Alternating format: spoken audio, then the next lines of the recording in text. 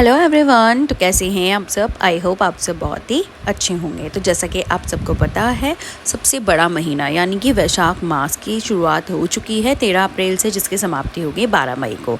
तो आज हम वैशाख महीने से जुड़े हुए उपाय डिस्कस करेंगे कि इस महीने में आप कौन कौन से उपाय कर सकते हैं। तो चलिए फिर शुरू करते हैं। वैशाख महीने में रोज सुबह स्नान करने के बाद माँ तुलसी के पौधे की पूजा करें, उन्हें श्रृंगार की चीजें चढ़ाएं। आप चाहे तो उन श्रृंगार को सुहागिन महिलाओं को दान कर सकती हैं। इससे वैवाहिक जीवन सुखी और संपन्न हो जाएगा। पति पत्नी के रिश्ते मजबूत हो सकते हैं। किसी भी पूजा में तुलसी का पत्ता चढ़ता बेहद शुभ माना जाता है। इसके बिना पूजा अधूरी मानी जाती है। यदि भगवान विष्णु की पूजा की जाए तो भोग में जरूरी तुलसी के पत्ते को शामिल करें। आप इस महीने में रोजाना भगवान विष्णु को दीपक लगाकर आरती करें। भोग के तौर पर तुलसी के पत्ते को चढ़ाएं। इससे आपके जीवन में चल रही सारी समस्याएं खत्म हो जाएंगी।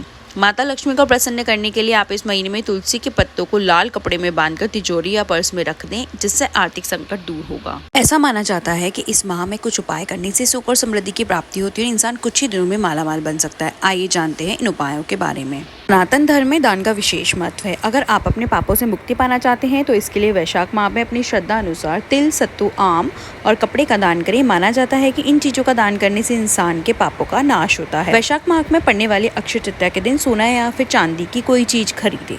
मान्यता है इस खास अवसर पर सोना या चांदी घर पर लाने से सुख और समृद्धि में वृद्धि होती है। साथ ही देवी देवता प्रसन्न होते हैं। वैशाख माह में अधिक गर्मी होती है, तो ऐसे में आप गरीब लोगों को चप्पल, छाता का दान करें। इसके अलावा पशु पक्षियों के लिए खाने के लिए चीजें और जल रखें। माना जाता है कि उपाय करने से इंसान के जीवन में खुशियों का आगमन होता है। इस माह में कांस्य के पात्र में भोजन करने से और खाट पर सोने से इंसान की सभी बीमारियां खत्म हो जाती हैं।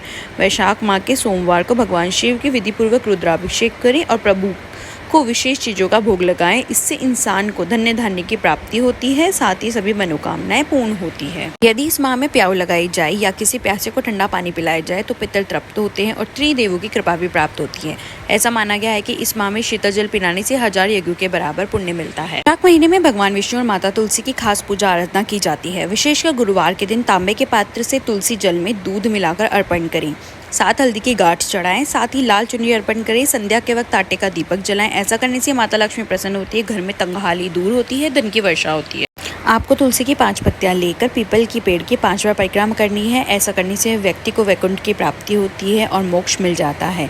इसके साथ ही व्यक्ति को हर तरह के कष्ट से धीरे धीरे निजात मिल जाती है और धन धान्य की बढ़ोतरी होती है। वैशाख मास में पीपल के पेड़ की पूजा करने का भी विशेष महत्व है। वैशाख मास के शुक्ल पक्ष के एकादशी तिथि के दिन पीपल के पेड़ में जल अर्पित करना शुभ माना जाता है। इसके लिए एक लोटे में थोड़ा सा गंगाजल, जल, कच्चा दूध और थोड़ी सी तिल मिलाकर अर्पित करें। ऐसा करने से विष्णु जी की विशेष कृपा के साथ पितृ भी तृप्त हो जाते हैं। वैशाख का महीना अन्य सभी महीनों में सर्वश्रेष्ठ माना गया है। इस महीने में भगवान विष्णु के परशुराम, नरसिंह, कुम्रवरा और बुद्ध अवतार की पूजा की जाती है। रोजाना 11 बार ओम माधवाय नमः मंत्र का जाप करें। ऐसा करने से परिवार पर आने वाले सभी संकटों का नाश होता है।